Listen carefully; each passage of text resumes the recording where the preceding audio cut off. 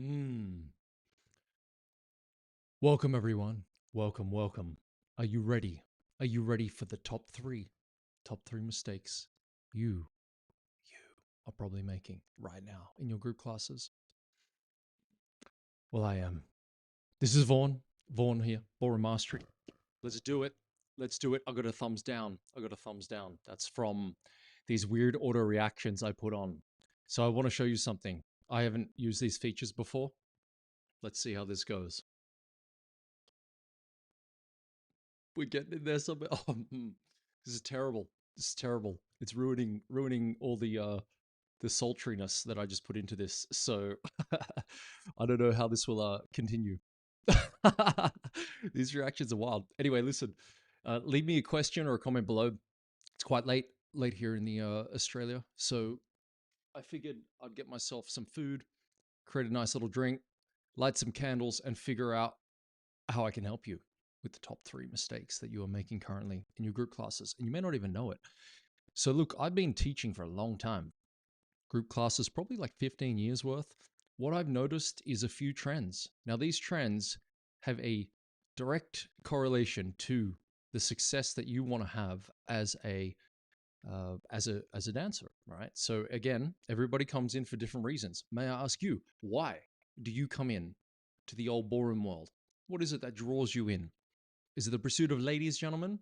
To be that guy that can swoon in on the dance floor, be like, "May I have a dance?" and every lady says yes and does not turn you down? Is it to become faster, to become an amazing dancer, athleticism, have a fit body, look great?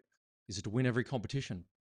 What is it? Is it to wear pretty dresses? Come on, ladies. Most of you ladies, that's what you like. You love that. You love that, right? In fact, I had one student once who consistently danced just literally for new dresses. That was like her thing. So everyone has different reasons. Me personally, I started because I did want to meet girls when I was at an all boys school.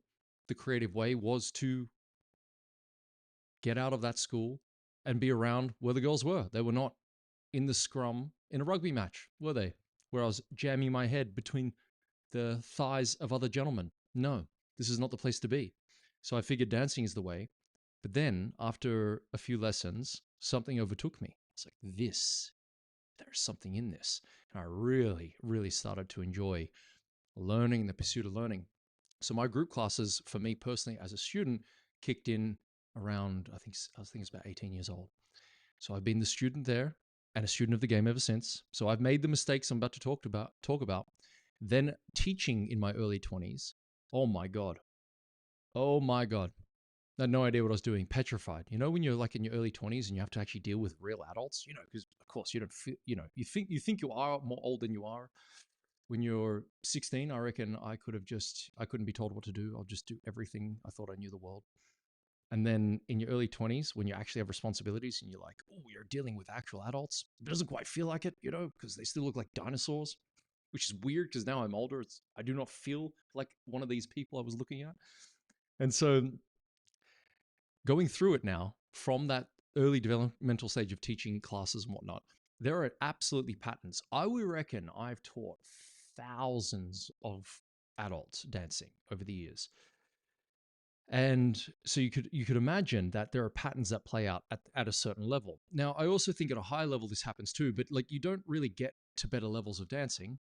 And I always hate talking about it like this, so let's call it planes of dancing, if you will.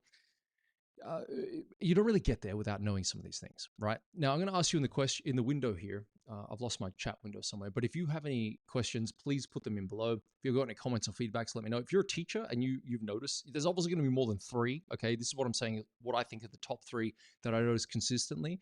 That I think if you did these, you'd buck up, son. You'd be much better. Everything would be way better for you. You'd be dancing like a superstar, right? Watch out, Swayze. You're coming through. So I'd like you to think about this as we go through them. And if anything comes to mind, I'll answer these questions at the end if I have time. This is a bit impromptu, so I'm not really anticipating a huge amount of Q&A throughout all of these. But the first one will be this. It's going to sound pretty obvious, right? But number one is not warming up. Okay? Not warming up, ladies and gentlemen. Put your hand up if you're guilty. Put it in the air. Yeah, we're going to do this one. Yeah. Little horn there, okay? That was for you. Now, what do you think warming up actually means, though? For me, I want to explain what I think any good performer does to warm up. Mentally, first, number one.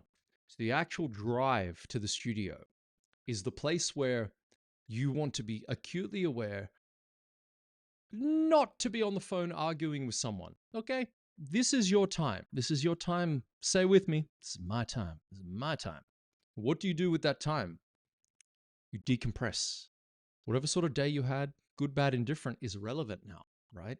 Because you're using this mode of transit to transport yourself into the space to be receptive to learn, to start to get yourself into a different headspace. And it's really important to start doing that between when you finish work and you get to the studio. This is where people fuck up, number one, because they come into the studio. Oh my God, she's doing it the day I had.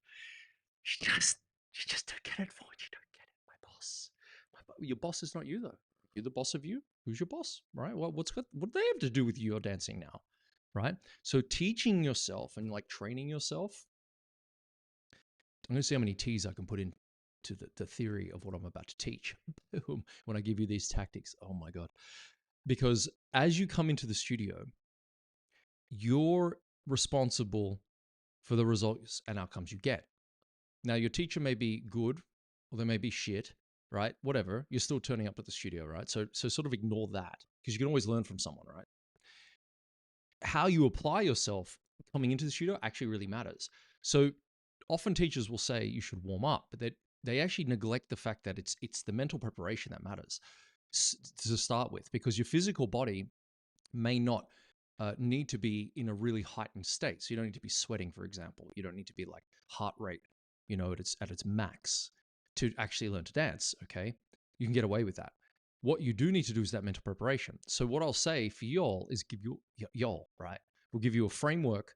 Give yourself a framework and a little ritual between when you finish work, answer messages, do some calls if you need to do that. And then when you're in the car, listen to a couple of songs that you like to get you in the mood, right?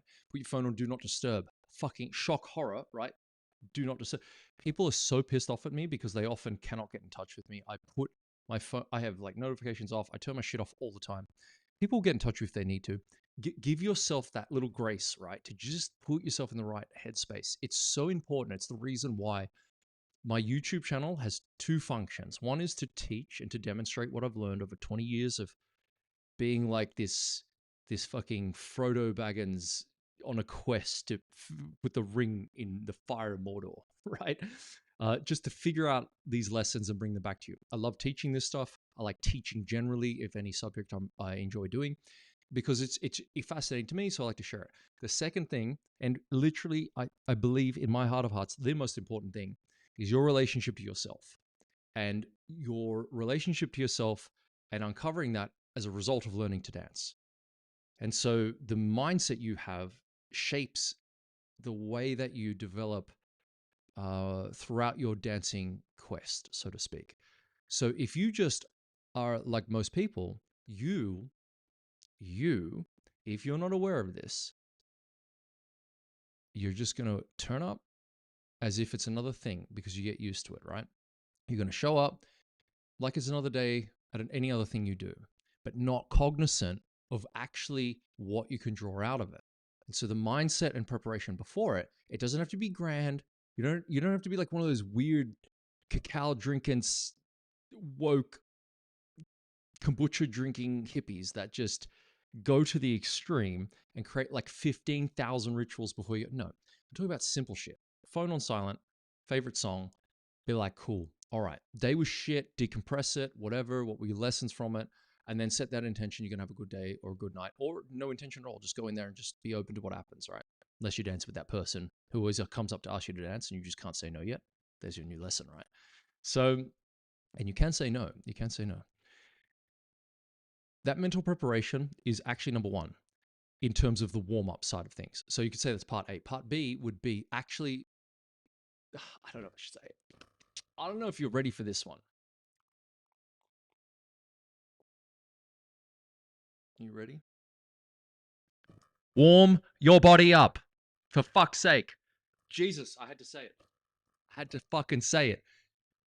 Look, guys. This is a chair. Yeah? Okay. Don't sit in the chair when you get in the fucking studio. Put your shoes on and warm your body up. You thought I was going to say it. I was. See, everyone's so used to sitting down. I put chairs out just, so people feel like they got a safe place to sit when they come in. Put your shoes on, stand the fuck up, and start moving. Please. Because I can't stand there all the time and police people. You're adults. I can't say, move on. Come on, everyone. Move your body. Now, it doesn't have to be complicated. It doesn't have to be complicated, okay? You just start rolling your ankles around a little bit. You chat. You're rolling your ankle. You're moving. Like, you roll your wrist. Like, do some weird body movements. If someone's, how's your day? It's like, yeah, my day was good. What about yours? My day was good too, right? Like, be a fucking weird. I don't know. But the thing is, you have to start moving your body. And why? Because one, you're uncomfortable to do it. I just told you, and you're like, I don't know. What will people think? Well, first of all, people don't think. So don't worry about that. Tick. People aren't thinking. They're just reacting to the world. And most people are not cognizant that they're just going along with everything else. So don't worry about that. Number two, people don't care about you. So there's that. Number three, no one's going to remember, okay? Unless you're doing some weird things. Okay, so just don't be a weirdo. Move your body. And here's the reason. If you prepared your mind, you start moving your body loosely. You don't have to sweat your face off. You don't have to do your whole routine. In fact, if you feel insecure, ask someone else to dance. Grab them out of their chair and say, yay, we're not in our chairs anymore. We're winning. And then start to move together a little bit, do some dancing.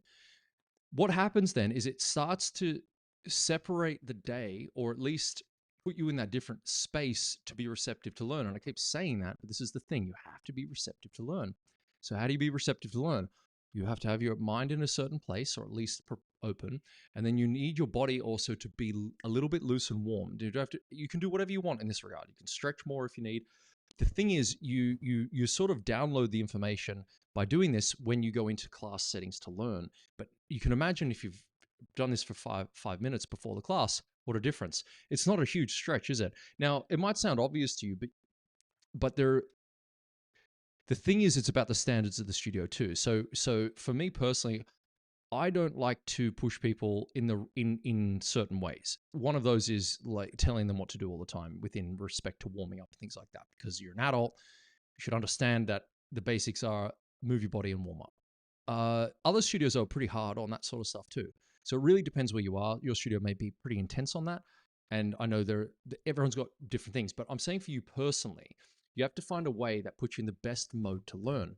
Because I hate when people turn up. I really, really hate this.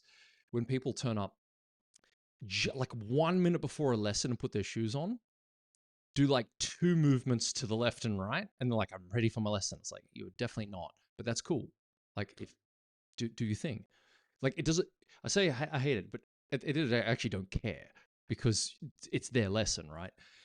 What I'm saying is, if their outcome for improving, if your outcome, your goal, what you want is to actually be better and to win a competition or to do better at your medals, you will fail with that actual what's it called, approach. So now, and how do I deem failing? Well, you get to a point you quit before you hit your potential or what your potential could be.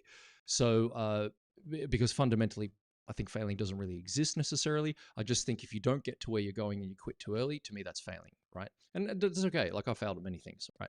So don't rob your own future potential by not warming up effectively. And that's really number one. Now, what do you think of this? You could think, that's not true. I've done very well by just turning up 1 minute before, turning up to the lesson distracted and ready to go. And then I leave straight after, right? So let me know how that goes for you. All right, number two. Number two is a big one. Okay. Not holding yourself correctly when you dance. All right. Okay. So what do I mean by this? Everyone has different shapes, sizes, heights, length, widths, depth, breadth of everyone. All right. When you look at a group class, what do you see? I look around, looking left and right. Okay. I see this. People just standing like old people, and they're in their 20s. Okay. And again, if we're in a high level advanced group class, there's less people. They're probably all trained. I'm not talking about you. I'm talking about generally speaking, But the same in private lessons. You see, here's what you need to become aware of. You can thank me later. Your body has to be held like a top dancer would hold it. What? You have to hold your body up. I'll say it again. You have to hold your body up. One more time. You have to hold your body up. How do you do this? You join my programs. That's where there should be that cool reaction from the automatic thing that I just turned off.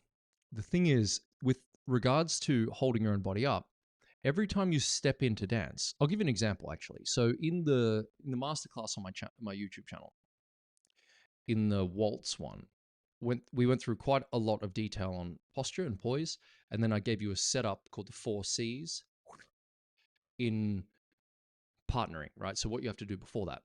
Now, let me ask you, for those who did it, because there was actually quite a number of you that went through that, how many times when you walk into your partner do you set up correctly? You're like, oh shit. Yeah, so you'll have a strike rate, right? Out of 10 times you go in, is what I think about. So 10 times you walk up to a partner, how many times did you set up in a way that that was the best that your body could be for that particular dance? So for example, in ballroom dancing as a lady, you can't walk in and just like hold and hunch over, okay? You have to like hold your body up in a certain way. So let me ask you, how many times did you dance down? Now, this happens unconsciously for a lot of people. I actually think also too with the age thing. So you get younger women in their 20s dancing with like older dudes in their 50s or 60s, for example. And those older dudes, fair enough, if they don't smell well or they don't present very well, they, I have another video for that. You should fix that, guys. But let's just say that there's that age gap. It's a bit weird, right? Like for them in that sense, mentally, these younger girls, cool. There's no requirement for them to throw their body on them. However, you never compromise your dancing. That's very important to understand. It doesn't matter if you put a gap between you and the other person. Drop your ego. Be humble. Keep your space if you need it, but you must always hold your own body, and you have to hold it up in the correct alignment. Okay. The amount of people that walk in, they haven't warmed up, their mindset's not in the right place. They come in and they're just like got the Quasimodo day at the office hunched over posture, and they go in and they don't hold, they hang on someone. And dudes do this too. Like the guys are like pulling their arms down, and then they expect things to work. Like, how are you going to go on your toes like that and hold balance, And then they go, oh, dancing's difficult. Well, yeah, because these are things that you want to train in. And by the way, your office place is killing your body. So sitting down, you're not designed to sit down for a few hours in a row. My body pains when I sit on my chairs for too long. In fact, I don't. I'm at a standing desk right now because even though my legs might ache a little bit, it's better than the alternative of sitting down. It's just not good for your body. So you're not designed to do that for hours in a row. So when you go to dance, you might think it's unnatural. It's actually unnatural what you do every day. Like your work life is literally killing you. Sedentary is. So when you go to dance, you say it's hard. You have it backwards. You need to dance more because it's going to shape your body. You need to hold your body up more when you dance correctly. That technique is actually reshaping and training your body and your posture in the correct way it should be.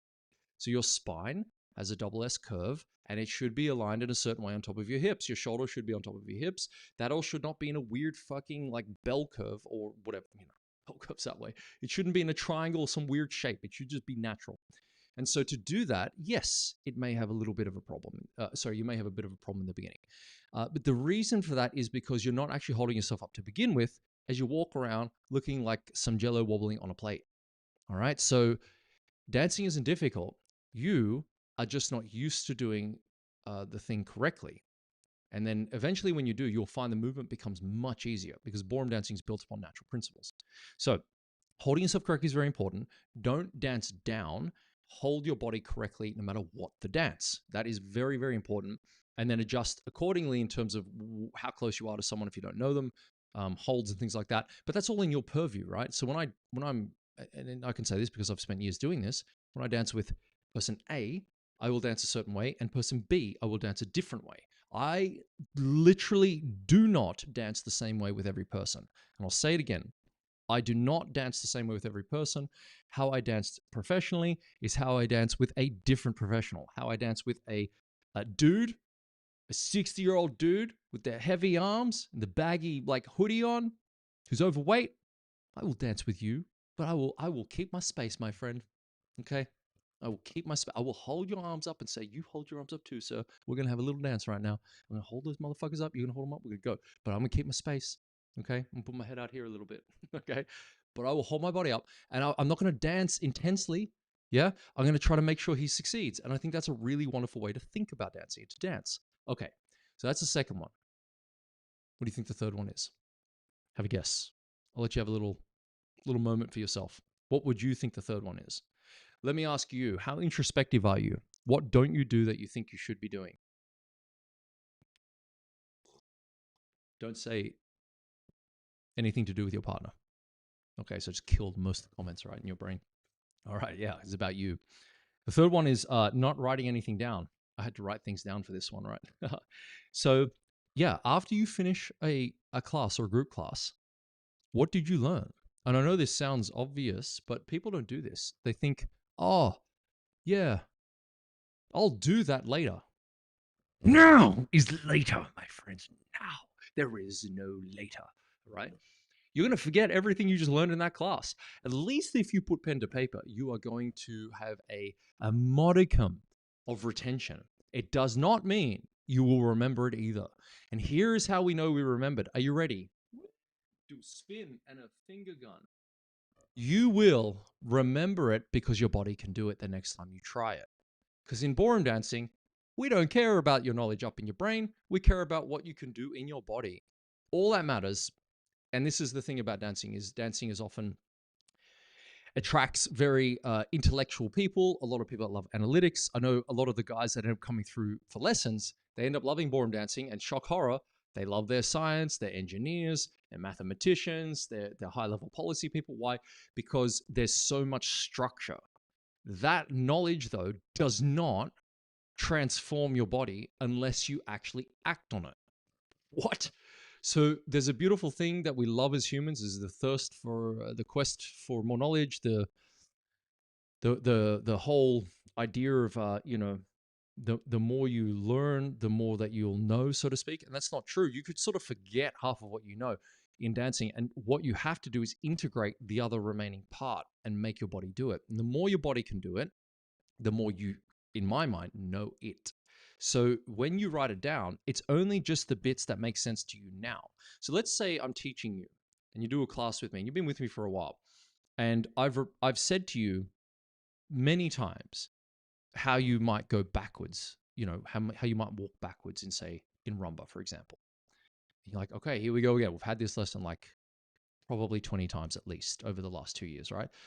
Okay, but you're still not doing it and you know this. But the thing is, I might say one thing like, before you move, settle your shoulder weight and then rotate your hip forward or sideways or something. And you go, oh, why didn't you say that before, Vaughn? I'm like, well, I did. And you may have even written it down there, A+. But you didn't do it, did you? Right? And then the thing is, I might say one little thing like, okay, when you do that, have your body weight go forward even though you're moving backward. And you might then have an aha moment and you write that little aha moment down, which builds upon the previous ones. But that also might be the single one that actually unlocks all of those lessons together in one go. And this is what we call a quantum leap. It's quite a cool thing to experience because once you have one, you know it. And number two, you don't go back. It's really cool. These leaps happen, since it's what babies do, right? They go through these phases. So babies are sort of go through these leaps where all of a sudden they're sleeping more, eating more, resting more, and then all of a sudden, bang! Like their eyes open, they're looking everywhere. It's like, wow, you can tell a bit of consciousness is like becoming more activated, or a certain skill comes in, like verbal cues and things like that come out, or they can point versus before they couldn't. And so, but these don't stop.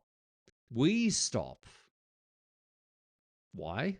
Well, because when you go to school, you're taught get a good grade and you're done learning.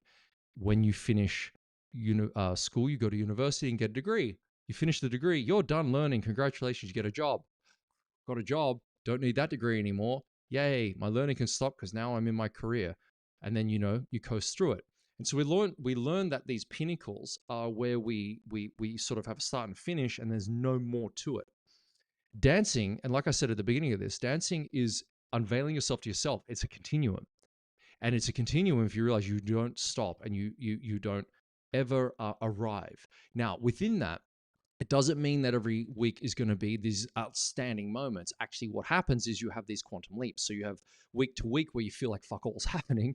You're writing, you might be doing this. You might be writing this stuff down. Aha moments, like in beautiful notes and things. It's like, oh, it's still, I swear it's not happening. Your teacher may say to you, hey, I see the progress. Like I can see the progress in students when it's there, but they may not recognize it in themselves. And why is that? Because tenement number 2, your feelings don't matter in dancing. So you might be, this is my joke with my students, right? We've got these certain tenements. One is technique, you're not shit, just your technique. Number 2 is your feelings don't matter. And what I mean by that is when you move, your body itself is giving you feedback that as you move, you're like, oh, that feels rough. Like I tried that settling thing and moving forward, I feel worse.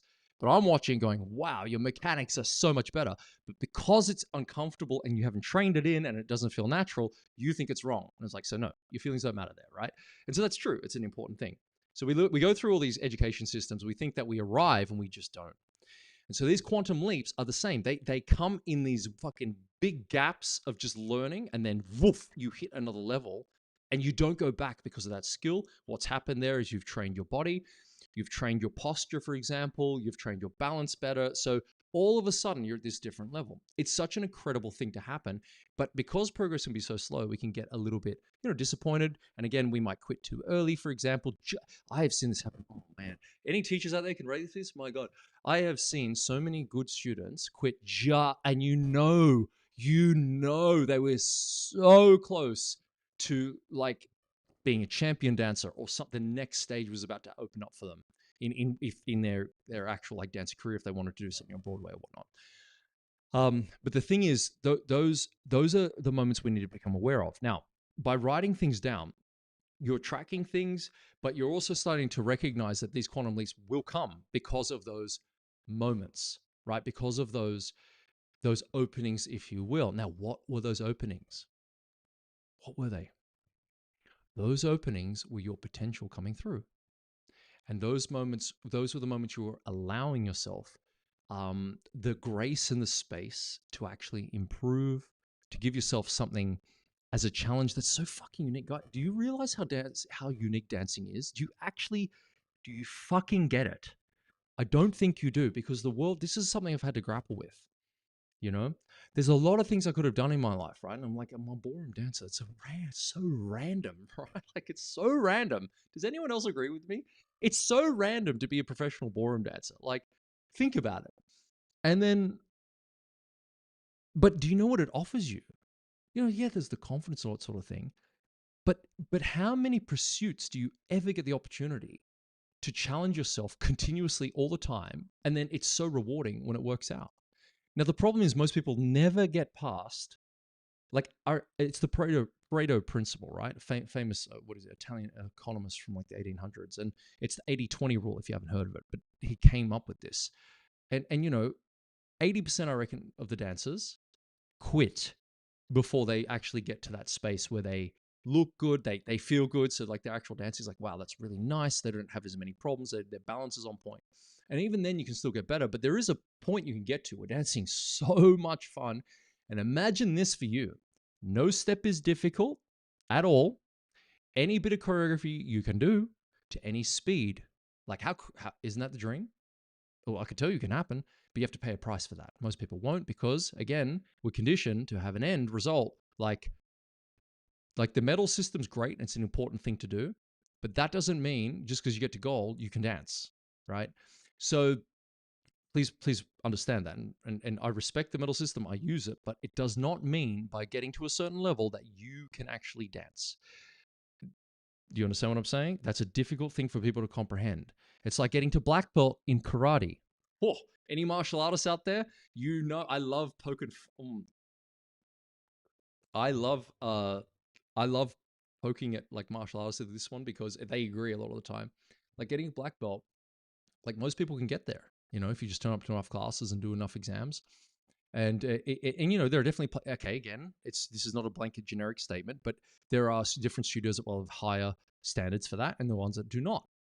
But the ones that do not, where people say they're black belt, it doesn't mean that they can fight, and it doesn't mean they can defend themselves. And they still get their ass handed to them by someone who's never done karate, right? And so dancing is a very similar thing. You got people that have never done a medal, never done a competition, who are just beautiful dancers, right?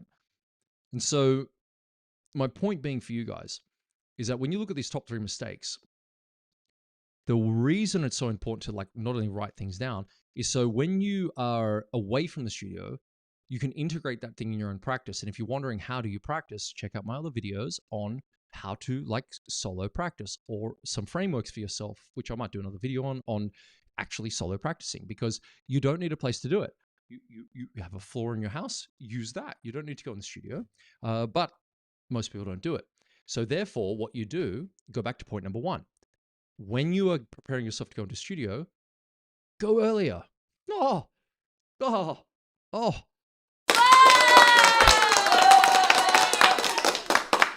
You're welcome. Go earlier, my friends. Go. Yes, I said it. You create the time. I know life is so busy, right? We only have the same 24 hours in the day, don't we? You know, you've got 25 hours and I've got 20, don't we? So like carve the time out, go earlier and do it then, right? Like use 15, 20 minutes before. And again, I'm talking to the low bar people here. This is like the majority of dancers, yeah. So you go 20 minutes earlier and you do what was in your little book there that you know you didn't do, that you learned last lesson, but at least you wrote it down. And you say, that thing was my aha moment. I'm now going to settle my shoulder weight and lean my body forward as I go backward. And you practice that one thing for those 10 minutes. That's your warm up. Boom! Okay, we just like, we knocked it out the fucking butt. People, come on now. Share this with yourself again tomorrow and be like, that was a good lesson. But you see how like it's cyclical, yeah? So listen, you never arrive. Dancing's the most beautiful thing that can make you reveal yourself to yourself. There's not many things that get to do that, especially in front of other people. So, and along with a coach that can help you. So listen, thank you for coming in. No questions here tonight. We will get some a bit later on. This is so true. Everything new first feels false, unfortunately. You need to keep going. I agree. That's great advice. Thank you, Moritz. Okay, I'll see you. Make sure you join me up in boringmastery.tv, and the membership area is rife with fantastic information to help you out. In the meantime, I look forward to seeing you, and till the next time.